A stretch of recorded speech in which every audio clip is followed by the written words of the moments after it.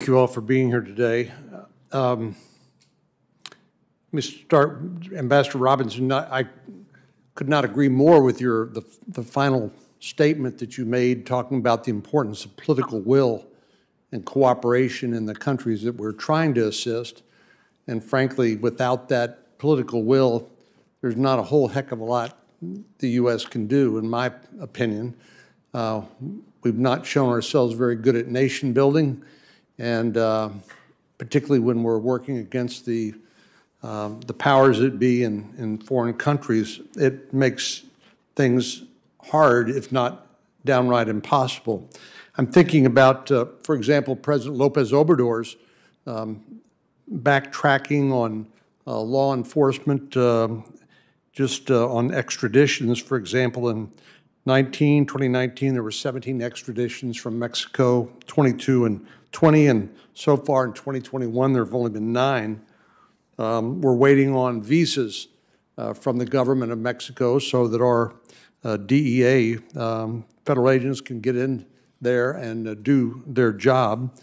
And unfortunately,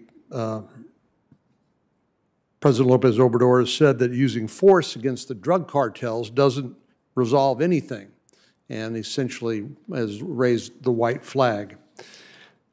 What I want to ask the panel about is transnational criminal organizations. We talk about transnational criminal organizations, sometimes use the word cartels and the like.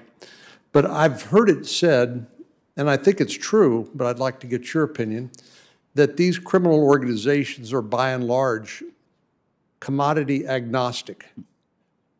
In other words, they're in it for the money, and they don't care if they have to smuggle drugs, people, traffic and sex, whatever it is. Do you agree, Mr. Robinson, Mr. Schwartz, that these transnational criminal organizations are commodity agnostic? Absolutely, Senator. And not only would I agree with that, but I think it's important to recognize that they use the same routes for all of those quote unquote commodities.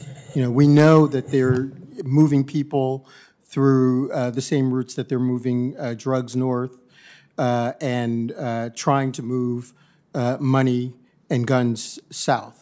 So absolutely agree that they are agnostic. Mr. Schwartz and then Ms. Green. Senator, absolutely, and we have taken steps to address exactly that issue, which you've so accurately pointed out. And that includes building out task forces with Mexico and Central America focused on human smuggling groups that tie into organized crime. And beyond the other areas you've talked about, so there are less obvious areas in which they're commodity agnostic, including wildlife trafficking and natural resources trafficking, where we've seen very devastating losses and tremendous profits for the organized crime groups. And here, too, working with State Department, we've placed prosecutors overseas to focus on that issue so that we can attack organized crime from all fronts.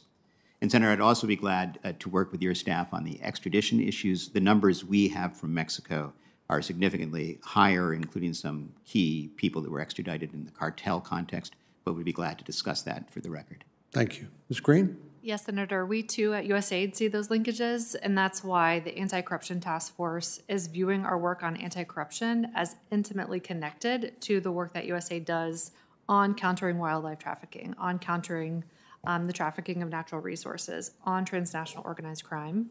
We're building the capacity of our government partners and our non-governmental partners to detect the flow of those commodities, whether it be gold or timber, because we do see very intimately those linkages.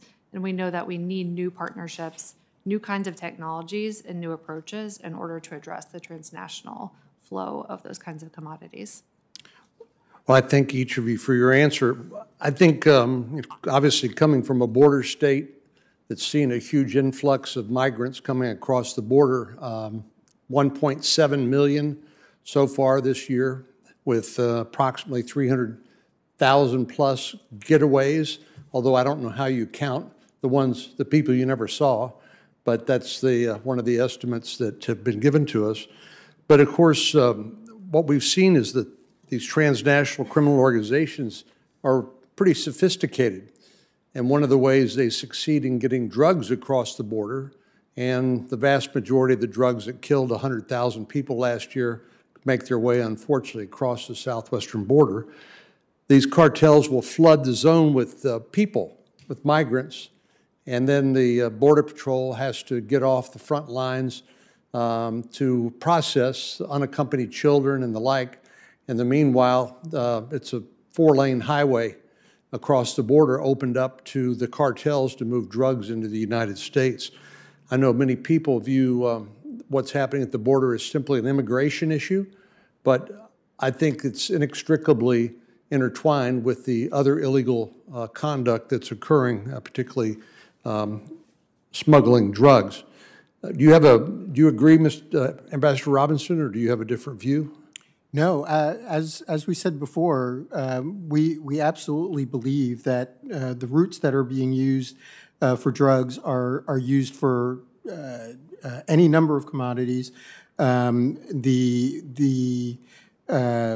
The migration challenges at the border, I don't think happen coincidentally, and we are working with our partners in Mexico to address just those issues.